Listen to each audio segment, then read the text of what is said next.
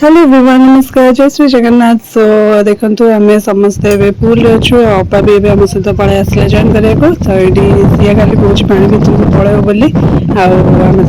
से पा जापारे मैंने पूरा भितर को पलैब कौच मुह बुड़ा दब बोली तो मुझे धरुली तो ये सामस आम पा पकाते अपा बसलु सेमती पूरा आम बहुत फुल मजा मस्ती करूँ फार्म हाउस रे। सी को जमा भी पानी बाहर की इच्छा होना से खाली कहते मो मत छाड़ दियो मुझे स्विमिंग करी तो ये कहती ठंडा हो तो बाहर को पड़ा तथा शुणिलानी मुझे आगे लास्ट पूरा पूरा बेसी पानी पाक नहीं जाऊँगी तो गोड़ हाथ छाटिकी पूरा जहाँ होता खाली ओ माय गॉड बोलते हजबैंड भी पलि आसले पुल भितर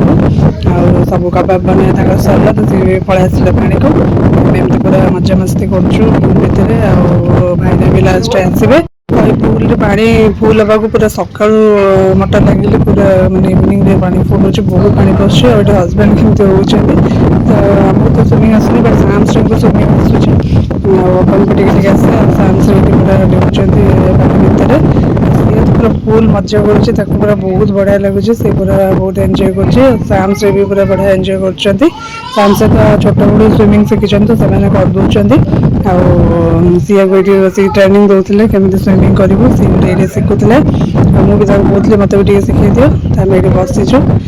सी बेसी समय पानी रही थंडा हो मुझे टीटे आणिक मझे बसई दूसरी तथा से शुणी पानी भर मझी को पड़े बोली कहूँ पूरा मजा मस्ती चली सी स्विमिंग शिखा तो सी पूरा से टेक धरिकी कहते एमती कर बोली सी पूरा शुईकी पड़े उल्टिकी पूरा गोड़ हाथ छाटिकी पूरा पानी मजा करते सी जो छोट होता से आम फार्म हाउस आसले से खाली गोड़ बुड़ाए आगे बड़ गलानी तो ये भितर नहीं आम ट्यूब गुड़ा थी सब फाटी बड़ ट्यूब गुड़ा थी छोटा थी नुआ आने से बड़ा से खेली पार से ट्यूब गुड़ा जो पुराणा गुड़ा थी फाटी फार्म हाउस रखाई तो बोली से पकई पार्लुनि पुल तो से नुआ आने पकाब आउटे फाउंटेन टाइप भी कराई बैक साइड से भी पानी बाहर बहुत बढ़िया देखा जेहेतु आम पुलटा फार्म हाउस भितर अच्छी तो आम पूरा फ्रीली बढ़िया से एंजॉय करूँ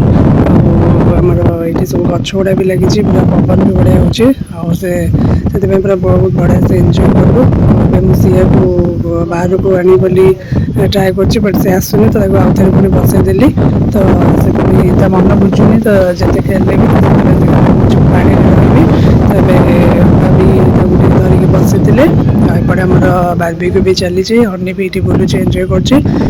बाबा आमर जाऊे डिनर आने तो होपफुली ब्लॉगटा भल लगी। Bye bye.